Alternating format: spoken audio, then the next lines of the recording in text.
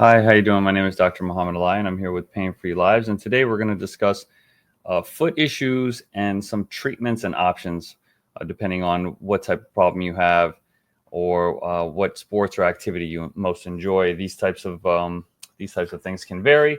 So generally, first we're going to just discuss a brief overview of foot problems. So foot and ankle problems could also be a result of other things. Obviously, there's a kinetic chain in terms of down from your lower body, your hip, all the way down through your knee into your foot and ankle. So these are always things that need to be discussed and evaluated by a trained provider, basically to determine if there's any issues. But generally, if you're having a foot issue, they can vary. Some of the most common topics and types of foot problems you could have would be things like a neuroma. You could have a flat foot. You may have been told this before, your arch drops. And so you end up having a little bit more pressure on the foot. The suspension mechanism is not as great. You can have other types of ankle issues, whether it's from arthritis or prior injuries or something. These types of things can basically affect you and affect your foot, your ability to walk, perform activities, exercise, etc. For sports-specific problems, obviously, if you're a runner, you need some significant arch support. You need ankle stability. And sometimes, depending on how advanced you are, you might need like a zero drop shoe. So what would that mean? So the back of the shoe, basically at the heel, it wouldn't have as much cushion. So there'd be less of a cushion. So you'd have like more of basically no incline on the back of the foot. The foot would land more in a flat fashion, which is good if you have a proper anatomy and you're well trained. But for beginners and people who aren't as advanced, they may not want to choose that option. That could, going with a natural shoe or something that would give you no drop might be a little worse in terms of cushioning for you. So you should be careful in terms of advancing and progressing to that. Generally, people say to just go very smoothly and slowly up to that progressively. So, generally, other types of things, if you're a weightlifter, for instance, you'd want a flat shoe with no heel so that you can transmit force through your foot and your heel and your midfoot evenly, so that you can create pressure. If you wanted to do, like, for instance, a squat or a deadlift, that would be the type of shoe you would have, like even like a Converse, a high top or something that's got a flat bottom. So any kind of flat bottom shoe would be your optimal type of shoe for weightlifting. Obviously, for cross training, you need a little more cushion. So that's when it gets into what type of shoe you might need for other activities. I personally wear one type of a shoe for cardio and one type of shoe when I lift weights. So that, for me, that's the best way to keep my feet, conditioned. Generally, you can have different types of corrective footwear that you can have. You can have like a low top or mid top or a high top, depending on what you're doing. If you're playing basketball, for instance, you want more ankle support up the ankle. You'd want more of a high top shoe. You don't want to generally be playing that type of sport with a low top. But if you're running, obviously you want something that's a low top shoe, something that has some good ankle stability, maybe some pronation, supination support. So when your foot would do a little bit of this or that as it's hitting the ground, sometimes you can look at the bottom of your shoe. If you look at the very bottom where the tread is, you can see where there's like a little bit more either on the inside or the outside of the shoe. If you're wearing the shoe more on one side, then you need to worry about stability on the opposite side to keep the shoe more stable. Because if you're pushing too far on the outside of your foot, that side will be worn. You can see it obviously on a shoe that's been at least 6 months if you've been doing things. So this is the type of stuff you have to really be careful of, because you can overload one side of your foot and then you end up with problems. So generally, there's a lot of different types of shoes. Obviously, there's Asics, there's New Balances, there's Hokas. I personally myself prefer to use New Balance shoes. I've used them for years. They're great for me. Other people swear by other types of shoes. It's really a preference thing. All of them have different models that do stability of the ankle, medial stability or stuff like that, or arch support or something, higher drop, lower drop. You got to go through, and you can go to a running store or somewhere that specializes in shoes, and they would generally be able to help you, fit you, and figure out what type of foot you have and what would be best. A podiatrist can also give you a mold of your foot, etc., if you wanted to try to get something in terms of what's wrong with the foot itself, to be proactive to prevent something bad from happening to your foot in the future, especially if you're very active. So for foot pain, generally diagnostically, what we would do is we would try to evaluate the foot, do a physical exam, take a thorough history, obviously, and make sure that there's no other problems. For instance, if you're a diabetic, there could be some neuropathy. Or if you have a pinched nerve in your spine, there could be pain radiating all the way down to the heel. I've had patients sometimes come and just point directly to their heel, and they say it hurts right in my heel. And, believe it or not, that's not always plantar fasciitis. It can be a lot of things. This is why this is kind of pain is a very, very difficult box in terms of medicine, in terms of a specialty. You have to kind of really be able to evaluate these things. And there's ways that we can do this. There's diagnostic tests we can use. Obviously, there's MRIs. There's nerve conduction studies and electromyography where we can check to see if there's any damage within the bone. Within the muscle or the nerves. Obviously, we can do x-rays and, like I said, MRIs of other parts of the body to determine what's wrong. Again, a thorough history and physical exam would be your first step to figuring out what would actually be wrong with the patient. So, determining whether there's neuropathy or radiculopathy or something would be important. In terms of treatments and interventions, there's a lot of stuff we can do. If you're having pain in the spine that's radiating to the foot, that's a different problem. If you're having a nerve problem in the foot, obviously we can do nerve blocks. There's different things we can do if you have a neuroma in the foot. So a neuroma would be basically something where you feel like you have sand in your shoe, or if you have pebbles in your toe, in your shoes, or between your toes. This is kind of the sensation that people describe. A lot of times you might get this from a variety of different reasons. You can end up with a neuroma. Most commonly, it would be called a Morton's neuroma, which occurs between the web spaces in your feet. So kind of that's something you need to be worried about if you do have that. Sometimes if your shoe is too tight and your feet are pressed together, your toes are pressed together, that can be an exacerbating factor, and you're going to end up having pain. I've had patients that have had a recalcitrant neuroma that's been operated on by podiatrists 3 or 4 times and it never healed. So generally, you have to get a really good, handle on this early on. Otherwise, you're going to end up with a significant problem in your foot. I've had young patients who unfortunately came to me and they couldn't even wear any shoes. They couldn't barely walk. I myself have had this problem. It's very, very tricky in terms of a neuroma. You can get this, for instance, if you have a turf toe or something. If you guys might have heard of a turf toe injury.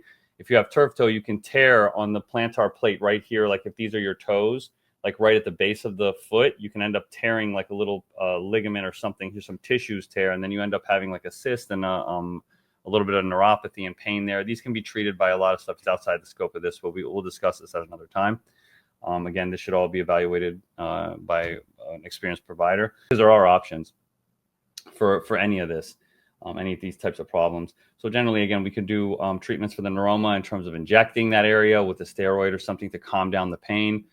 There's different types of procedures that are more advanced that we can do. There's PRP, which we would take your blood, spin it down, and we can use the growth factors basically to try to heal different parts of the foot, whether it's a soft tissue injury or a bony abnormality. So these are kind of the way that we would treat this. Generally, you want to kind of look at your feet to figure out what could be wrong. So if I switch over to this animation, I just want to go through this video real quick. If you look at this,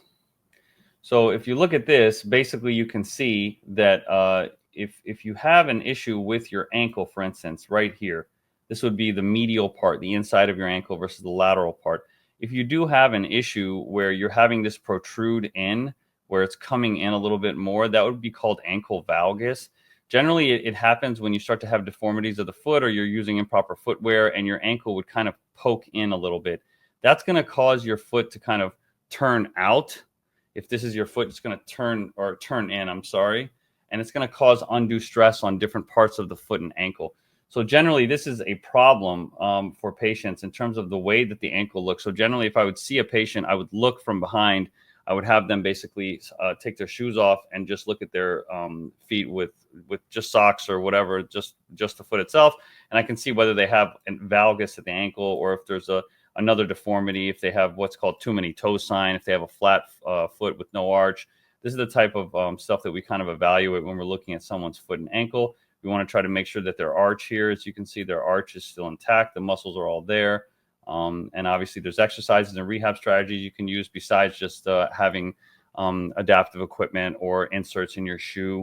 And again, you have to try to get yourself a really good shoe, and that's important. That takes some time. Generally, you're going to have to go and sit down and figure out, like I said, have some evaluation with a professional at a running shoe store or something like that to get that kind of information. So for me personally, what I recommend for patients would be to basically get a proper insert for their shoe. I buy New Balance shoes. It's a high stability version shoe that I have, And basically I take out the insole and I put in one of these, and I'm going to show you this. So this is basically a company called Atrex. I use their products. I have been using their products for quite some time. This I came across a long time ago. They have very good, very well-made orthotic shoes. So in terms of the shoes, the footwear, all the different types, they have a lot more stuff for women. The sandals and all the stuff. If you want to wear house sandals around the house, buy them from here. They have very, very good sandals, shoes, everything. They're comparative in terms of pricing to other high-end shoes. What I would say is, for me personally, I like their orthotics. I've bought their shoes for myself, for my family. You can see here they have different types of syndromes that they can treat: Morton's neuroma, metatarsalgia, high arch flat feet, plantar fasciitis. Me personally, I use these premium memory foam inserts, and this specifically, which is the memory foam posted orthotic with metatarsal support. So I'm going to explain this basically, as I was saying before. If your foot kind of like has instability where you have uneven wear, you want to try to get it nice and stable so that your foot lands each time correctly, so that you don't have more force on one side or the other. Generally, this is my favorite. It has this medial post, which kind of like pushes your ankle back in line. So again, if your ankle's pointing in, like I said previously, an ankle valgus, and this is one of them. I'll just show you. So I have a new one here. I have a bunch of these. I just buy them and keep them. So generally, you can see here it has some support. Typically for your metatarsals, there's a little pad here. So that's kind of like a little bit of ball of the foot support. So it gives you some support there. It helps if you have something, some uncomfortable feeling in your toes or feet. Then obviously there's some Tempur-Pedic foam here. You can see there's a thick layer of Tempur-Pedic foam inside on the top of this. It's not coming through so well, but you can kind of see there's like a thicker layer of memory foam right here. And then obviously this is the medial post right here. So this kind of keeps your foot from turning in. Like I was saying earlier, it realigns your foot. So this specific one, the L2325, memory foam insert, I use this religiously. All their stuff is true to size. I've never had an issue. One of my feet is bigger than the other. One's 11.5, the other one's 12. It fits fine. I would personally say that this is probably the #1 website in terms of if you have stuff wrong with your feet and you want to try to actually get good orthotics. Custom-made stuff by a podiatrist. Generally, it's going to be a harder sole. I like these memory foam ones. I use them to work out. I use them for everything. If you kind of look back, though, they have different types of memory foams for training. I would go through and find what's best for you. They have customizable ones as well. I personally think that this specific one gives you good metatarsal support and gives you good medial lateral support, so it keeps your ankle stable. And the memory foam gives you a nice cushion. I personally swear by this. I switch it every 3-4 months. I switch my shoes and this because I walk 15,000 steps a day. I mean, I commute around the city. It's a lot. So personally, if you stand all day and you're really worried, or you're an active athlete, I would pay very close attention to your shoes, the type of shoes you have, how long you wear them before you change them, looking at the bottom of the shoe, determining whether there's uneven wear, and determining whether you need to stabilize one side of the foot or the other. And obviously, if you have neuromas or other types of stuff in your feet in terms of feelings, numbness, tingling, you should be evaluated by a medical professional just to determine whether it's another disorder. A lot of things could be wrong. It's not always plantar fasciitis, although it is. In my experience with the patients I have that have foot pain, I would say less than 5 or 10% of them have ever had actual plantar fasciitis, although it does obviously occur very frequently, especially for people that are not as active, don't stretch the foot as well, and are generally just having a little bit more poor athletic endurance, etc. Soft tissue issues come up a lot. So effectively, the worst thing you can do is ignore your feet. So I would say basically you have to definitely try to pay some attention to what you're doing. If you're active and you're doing a lot of sports specific, you really need to figure out what kind of shoe you need, what kind of insert you need. And if you have a problem with your foot, you should be evaluated by someone, have some testing and diagnostics done. Don't just assume it's plantar fasciitis or some kind of other thing.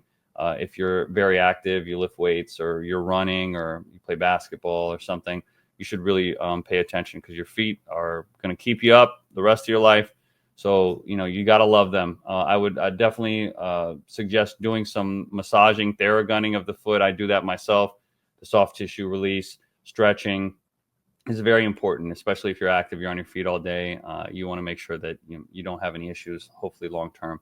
So again, hopefully this was a little bit of information for you guys. If hopefully we'll have some other content later related to different disorders, specifically for plantar fasciitis, et cetera, and how to treat them. But just generally, this is the type of insert that I would use. I would go to Atrex I have sandals from them, I have shoes from them, I have inserts from them, I buy them for my family. I currently don't have any relationship with them at all. I've been buying their products for years. I hope to have a little bit of a better relationship with them soon, so that my patients and anyone that's subscribing and following can hopefully get some kind of a discount or something, because their stuff is very good. I would swear by it. I would use it over any kind of podiatrist special custom made orthotic or hard insole or anything like that. These are definitely the best. I've been using them for more than 6 years, 7 years. I don't even know. And again, it's the best stuff I can buy. So again, guys, hopefully this was useful for you. We'll come up with some more content soon. Again, I'm Dr. Mohammad Aalai with Pain Free Lives. It's been a brief overview of foot disorders and some orthotics and shoe selections. Have a good day.